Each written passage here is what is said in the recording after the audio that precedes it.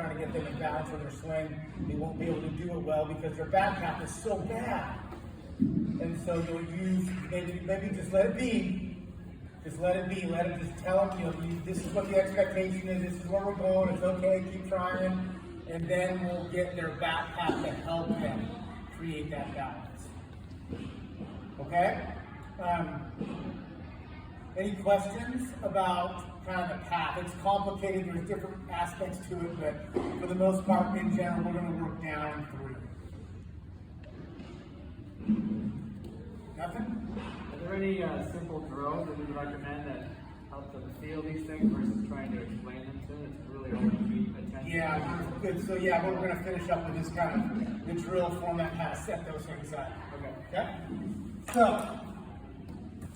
a couple things on the drill work. I know if you guys are indoors, it's great with the tees and stuff. Make sure that the tee is off the front of their foot. Okay? Instead of the middle of their body. They'll struggle with that, so make sure the tee's off the front and that they are appropriate distance away, which there's no measurement to it. It's just, they'll probably be fine. It's not that big of a deal. What we start with is load stride.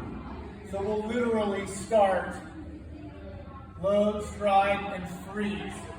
And my partner will check my stride checks. Right? Okay, am I in the width? Am I in the middle? Yes. Is my knob in the catcher? Yes. So then my partner will say go. He'll say go, and I'll make any swing I want. Okay, and then I'll back, good stance check, load stride, and then I'll go. All right? If we can stop them in the middle, it'll help them just be more aware of where their body's at, rather than just step and swing. So we call that lower body separate. We separate their lower body. Basically, if I'm not a stride person, I'm just going to load. Okay, I'm in the middle, my knob is good, and then my partner says go. Now my back foot turns, and I'm holding my finish. All right, so that's kind of our first lower body mindset. I have to admit that I'm not a big drill person other than put a bat in my hand and try and execute the movement I'm trying to create. Doesn't mean I'm right. It just means that's what I've always done it. So there are lots of cool different toys, drills that I'm trying to learn more about. I don't have good information on them, so I'm not a good resource for that. It doesn't make them wrong, it just means I have never used them. So in terms of drills, so for me, that's my first drill of the day with every player I hit with. My son comes home from college, we start with that. Because getting your foot to the ground on time is paramount to hitting. So load, stride, hold, transfer to balance. All right? And then we call it upper body isolation, which is for the kids probably the best drill they can do is where we call it, it's a no stride. So I'm really working at hands, back foot.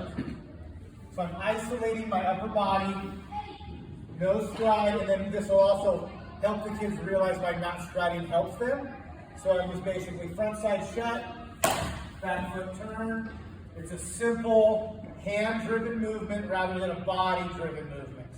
What does that mean?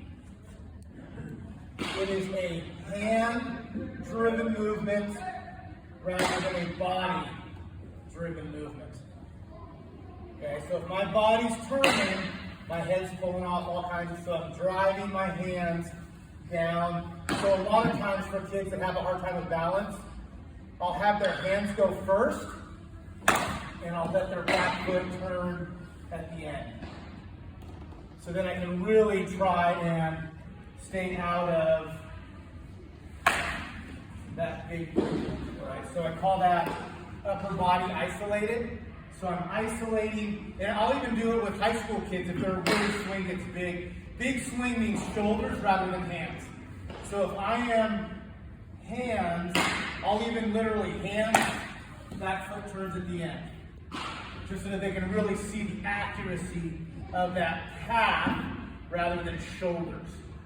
So the opposite of what I'm showing you would be if my whole backside turns, you can see how sluggish that movement is. Okay, so it's just upper body isolation.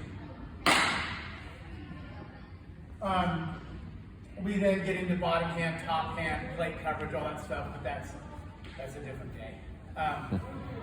So, for me, in here, a normal practice would be to warm up on the tees, do their what we call daily drills. For the young kids, daily drills would be lower body separate and upper body isolated with really good focus on our finish. That would be my tee work.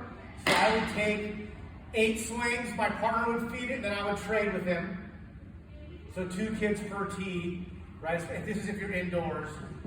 If you're outside, then I would have a tee station, a wiffle station, a live BP station, and a bunt station. And I would be rotating my way through that. Because hitting on the field is obviously fun for them, but you don't want to go one kid hitting and 12 kids shagging.